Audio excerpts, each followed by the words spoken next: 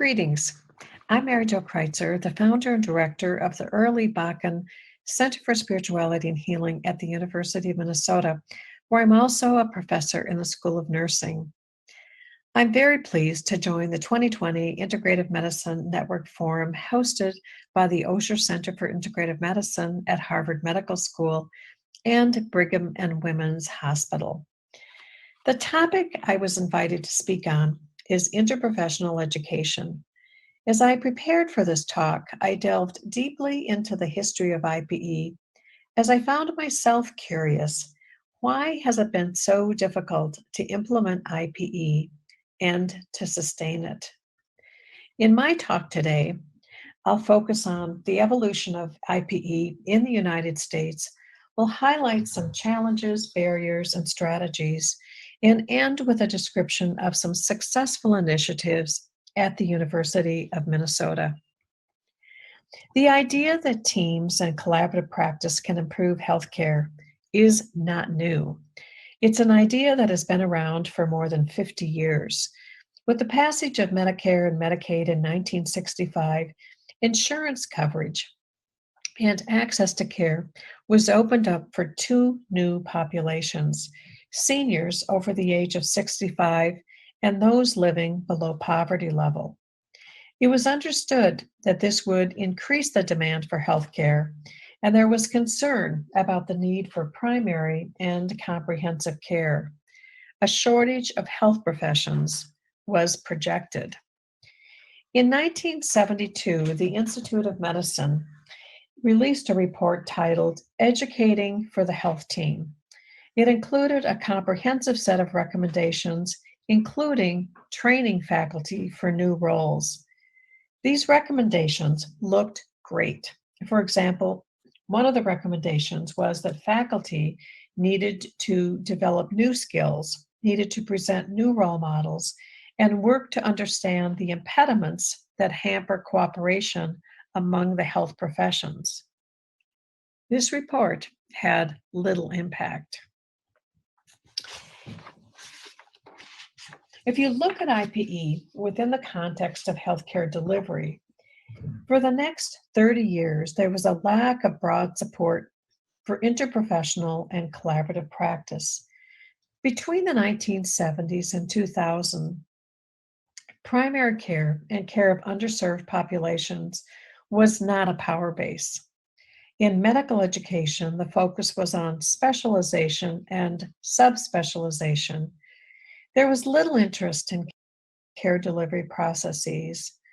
And even when new roles were introduced, such as nurse practitioners, physician assistants, and clinical pharmacists, along with those new roles were new controversies, particularly around independence and scope of practice.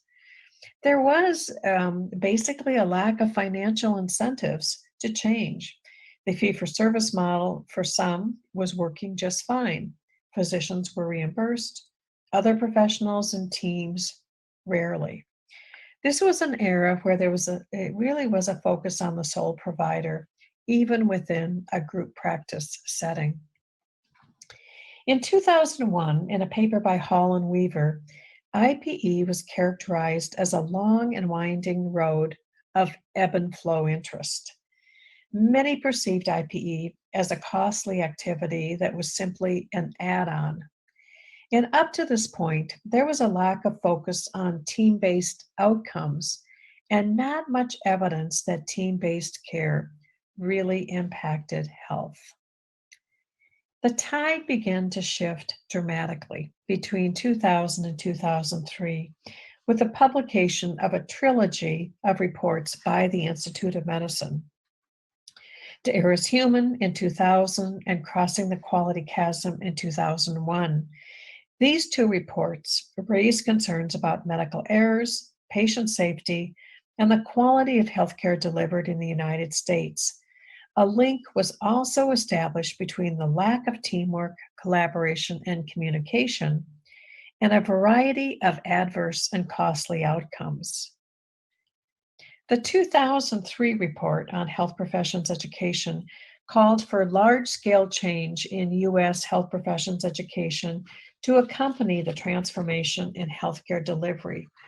5 competencies were introduced: delivering patient-centered care, working as part of interprofessional teams, practicing evidence-based medicine, focusing on quality improvement, and using information technology.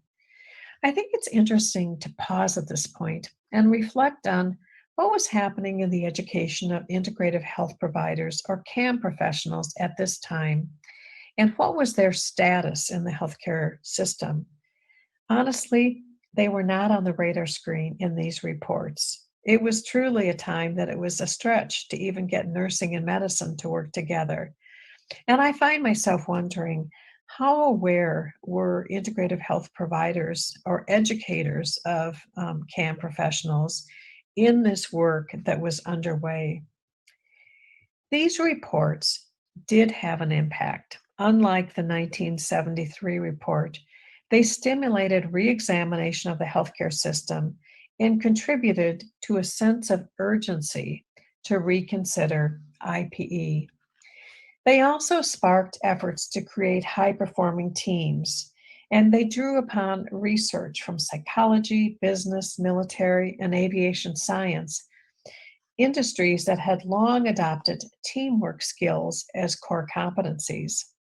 I can remember having a book on my shelf that focused on cockpit crew behavior in a safety-critical industry. The IOM reports stimulated a number of important initiatives, including the Institute for Healthcare Improvement that created the Triple Aim.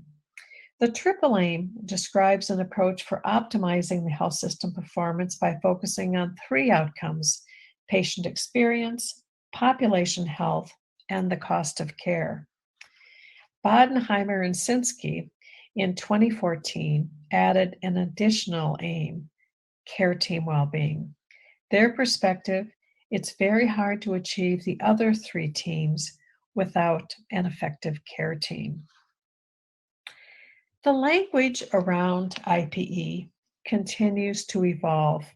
In 2010, the World Health Organization defined interprofessional education as occurring when students from 2 or more professions learn about, from, and with each other to enable effective collaboration and improve health outcomes. And they defined interprofessional collaborative practice as occurring when multiple health workers from different professional backgrounds provide comprehensive health services by working with patients, their families, carers, caregivers, and communities to deliver the highest quality of care across settings. Well, in 2010, in the United States, the Affordable Care Act was passed. And with the passage of the ACA, a lot of expectations were created. And I would describe this as a time of hope, but not certainty. There was hope that there would be a redesign of primary care, and that would include an increased focus on prevention, population health provided in teams, that it would be an era focused on value-based healthcare. The concept was that there would be bundled payments for episodes of care, so clear deviation from fee-for-service. There would be investment in quality and system improvements based on health technologies. The concept under ACA was that the right worker would be partnered with patients and families and communities at the right time for the right care. And I can remember that many of us were very optimistic that this would be an era where it would really open the door to bringing in integrative health providers into the healthcare system, because under team-based care, it was less relevant which provider provided care, because the focus was more on what are the outcomes that can be achieved by the team. There was also a belief that there would be investment in collecting evidence, and that there would be growing evidence that would support team-based outcomes. After the passage of the ACA, the most significant IPE unifying effort occurred in 2011, and that was the formation of IPEC, called the Interprofessional Education Collaborative. IPEC disseminated a set of competencies in 2011, and then they updated those competencies and they were re-released in 2016. The formation of IPEC so quickly after the passage of the ACA was really a historic occasion. So the 6 groups that launched IPEC were nursing, osteopathic medicine, pharmacy, dentistry, medicine, and public health. The IPEC competencies covered 4 areas: values and ethics, roles and responsibilities, interprofessional communication, and teamwork and team-based care. And underneath each of these 4 areas, there's a long list of sub-competencies that were developed. Well, the outcome of this report was really quite significant. It ushered in a new era of health professions education redesign, and we continue to see that within many of these professions, new accreditation standards are linked back to the IPEC competencies. The collaboration expanded between 2016 and 2019. Now it includes 21 members were added, and it now includes the Association of Chiropractic Colleges. So I think that was a very significant breakthrough. I hope that it's apparent now that there is a close link between what has occurred in health professions education, particularly around IPE, and the structure of the healthcare delivery system. There are many barriers to advancing IPE. There are educational programs that continue to operate in silos. So even within health sciences education within a university, the education of the distinct professions occurs in silos, and then there are many professions such as naturopathic medicine, chiropractic medicine, traditional Chinese medicine, where those professionals are educated in separate institutions. So they are not all under one umbrella. All health professions education already has very packed curriculum. There continue to be issues of scheduling. Some programs are on 9-month schedules, others are on 12-month schedules, and often they even during the day, have different schedules. Historically, there has been a lack of faculty reward and recognition for IPE. I think that's beginning to change, but often within both clinical and tenure tracks, often it wasn't recognized or rewarded. There's been competition for scarce resources. And another major barrier has been that many faculty have felt unprepared to teach in an IPE curricula. But I would say that the biggest barrier to the advancement of IPE is that we haven't had a healthcare delivery system that models that type of practice. We have had a lack of clinical practice sites and environments that actually have role models that demonstrate those kinds of team competencies. Well, this lecture has been recorded before the November 2020 US election. And interestingly, our live panel discussion will occur days after the election. When we know the results of the election, I think that we'll have a better sense of whether opportunities to advance IPE have been created or whether they have been diminished. I'll talk next about some strategies that I think are critical to pursue now, and these strategies can really be pursued simultaneously. It's important that we continue to advance healthcare reform to open access and reimbursement for integrative health providers and provide care for people that's comprehensive and inclusive. That we create innovative team-based models of care for patients with some conditions that include integrative health. That we acknowledge the bias that there's been in our healthcare delivery system, and it's really probably been both implicit and explicit bias. And that has resulted in the exclusion of some healthcare providers. I recently reread Paul Starr's book, The Social Transformation of American Medicine, that talks about the rise of the authority of medicine and how regulation was used to diminish competition. It's important to understand this history. We need to invest in faculty development, and the key is going to be to invest in interprofessional faculty development. And we continued research on IPE is also critical. We need to focus on IPE research by looking at what are successful models of IPE and how can we link IP outcomes to outcomes such as the triple and quadruple aim.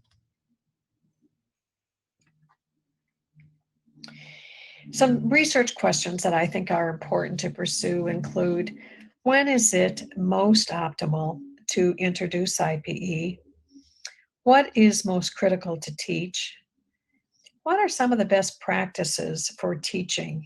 Is it in the classrooms? Is it in virtual environments? Or is it in clinical environments? Is there sufficient evidence that links IPE to patient outcomes? And this last one is important. With which populations is team-based care most effective? In a study conducted by Garrett Brownford, Ronnie Evans, and in their team that is being prepared for publication. It's an interesting study that compares team care versus monodisciplinary care for patients with low back pain. The main primary outcome was pain reduction, and they collected data at 12 weeks, 26 weeks, and at 52 weeks. And you'll see that there was a slight advantage for team care versus chiropractic care when you look at it over a period of 52 weeks, but it was not clinically significant difference. So when you consider cost and resources, a question that has to be asked is a team-based care model that is likely more costly going to be sustainable? So a little bit about the Bakken Center for Spirituality and Healing. Bakken Center was established 25 years ago in 1995. It's an interdisciplinary unit within health sciences that includes nursing, medicine, dentistry, pharmacy, public health, and vet med. And the mission of the Bakken Center is to provide interprofessional education, conduct rigorous research, deliver community engagement programs, and to advance innovative models of care. So within IPE, we offer over 60 academic courses, and those courses can be clustered into a graduate minor in integrative therapies and healing practices, a graduate certificate in integrative therapies and healing practices.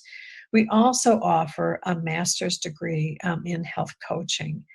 So those 60 courses cover a wide span from integrative therapies, courses such as aromatherapy, acupressure, mind-body interventions, courses in culture and spirituality, the arts and healing, courses that cover nature-based therapies, courses that focus on integrative care, such as integrative pain management, integrative mental health. Many of the courses include within them a focus on well-being, and we also offer many courses that focus specifically on well-being, such as a course on well-being and resilience for healthcare professions. So within each of our courses that really our IPE courses include students from multiple disciplines, and some are taught by faculty that also represent different disciplines. We really focus on how do we create learning environments that really foster critical inquiry, but to do that within the context of well-being. So using the center's well-being model that focuses on health, purpose, relationships, community safety and security in the environment, we've identified what are some best practices that faculty can be modeling in the classroom that will create an environment that will foster critical inquiry, but to do that also in a way that really supports and advances IPE. So, for example, under health, we focus on using a whole person perspective and approach. Under relationships, encouraging students to speak and act from a place of fairness, of respect, and compassion. So, under the area of security, to model appropriate levels of vulnerability and risk taking, to provide feedback in non shaming and non judging ways. Under purpose, to foster the integration and synthesis of new wisdom. Under community, to reinforce curiosity as contrasted with judgment or advocacy. And under the area of the environment, to include and introduce disorienting dilemmas, so situations that will shift and alter worldviews. So throughout the years since the center has existed, we've had a number of strategic partnerships, but one of the most important and special partnerships has been a partnership with Northwestern Health Sciences University. And I think that this is really a partnership that has helped us advance IPE. We've had a long history of collaboration. In 2000, the Center for Spirituality and Healing received one of the NIH NCAM R25 grants, where we focused on integrating integrative health into conventional health professions education. We focused on nursing, pharmacy, and medicine. And we worked very closely with Northwestern Health Sciences University, a university that at that time had 3 programs: chiropractic medicine, massage, and traditional Chinese medicine. Now they have additional programs. Then following that successful grant, Northwestern received a grant from NIH, NCCAM, and that was also an R25, and that was focused on introducing concepts of evidence-informed practice into chiropractic TCM and massage education. So again, it was a collaborative effort between the 2 institutions, in this case, leveraging experts within the University of Minnesota to invest a lot in faculty development with faculty at Northwestern Health Sciences University. And over the years, we've also had a number of collaborative, research as well as education efforts. I think one of the collaborations we've had that has been particularly successful and long-standing is an effort where we have had medical students in the first and second year of undergraduate medical education have experiential immersions that occur at Northwestern Health Sciences University. Before they actually go over for this immersive experience, they actually have some modules and readings that they have to complete so that they understand some about the professions that they'll be exposed to. It's a required part of the curriculum. So within the courses where these immersions have occurred, there's an expectation that all students participate. It's been interesting because it has engaged both faculty and students from our University of Minnesota Medical School, as well as the students in TCM and chiropractic medicine in particular. And we feel like we've achieved a variety of outcomes. There certainly, I think, has been a shift in attitudes and an increase in knowledge of other professions and their worldview. And we really hope that with this education that it does set the stage for being able to work in a more collaborative way, whether that's through referrals or whether it's through a team-based model. We have not tracked students long-term, although that would be interesting to do.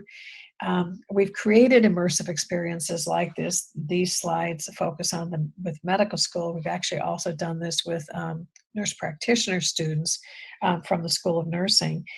And I can just tell you anecdotally that some of the interesting outcomes are that students leave with a much deeper regard and respect for each other's profession. One of the things they're often interested to discover is that they have completed basically the same prerequisites, whether you're going into chiropractic medicine or whether you're going into an advanced practice registered nurse program or even medical school. Have found it interesting over the years to see the number of students who actually will go back sometimes to a clinic at Northwestern Health Sciences University to be treated because they want to have an experience of receiving this kind of care. So during COVID-19, we've had to make some adjustments. We don't expect to have immersive experiences this year, but we are planning to do Zoom case presentations with interprofessional panels, and the focus will be patient with low back pain. And then we plan to use breakout room discussions via Zoom, for students and faculty from different professions, to talk about care management. So Dr. Karen Lawson from the Bakken Center has been the lead for this initiative, so that if there's more interest in finding out how this occurs, Dr. Lawson would be happy to talk with you. So I think there's another topic that really demands our attention from an IPE perspective, and that's the topic of systemic racism. I think it's clear that systemic racism permeates all aspects of our society, including healthcare. We have serious health disparities, inequities in access to healthcare, and structures and systems that have perpetuated the status quo that need to be dismantled. I think this topic is another topic that fits very well within a broader IPE curriculum. Well, systems change is challenging. I love the work of David Peat, who writes about applying the principles of complexity science to the transformation of systems. And he writes about 3 principles: that small changes can have large effects. Begin where you are within your own sphere of influence and control. That turbulent systems may be very sensitive to change, while stable ones are highly resistant. Well, I think this is good news for all of us if we want to create change in organizational systems, because I think it's unlikely that any of us are working in a stable system. And so the fact that turbulent systems may be very sensitive to change suggests that this may be a very good time to try to be advancing change. And then the third principle of gentle action is that there's great power in small, collaborative, and highly coordinated actions. So the key messages that I hope that I've conveyed today is that the lack of comprehensive team-based care models within the healthcare delivery system has really impeded IPE being fully actualized. So to really achieve IPE, we also need to be advancing healthcare reform. That rigorous research on IPE is needed within the context of healthcare reform, and that integrative health disciplines historically have not always been at the table, and they need to have a seat at the table and be fully engaged as interprofessional practice and education continue to evolve. I want to highlight for you one resource that you might find helpful. There is a National Center for Interprofessional Practice and Education. It is based at the University of Minnesota. This is a HRSA-funded center that was created in 2012. It's an interesting public and private partnership. In addition to getting funding from HRSA, there's funding from the Macy Foundation, the Robert Wood Johnson Foundation, and the Gordon and Betty Moore Foundation. The website includes extensive resources for IPE teaching, for faculty development, research, as well as evaluation. Thank you very much, and I look forward to our live panel conversation.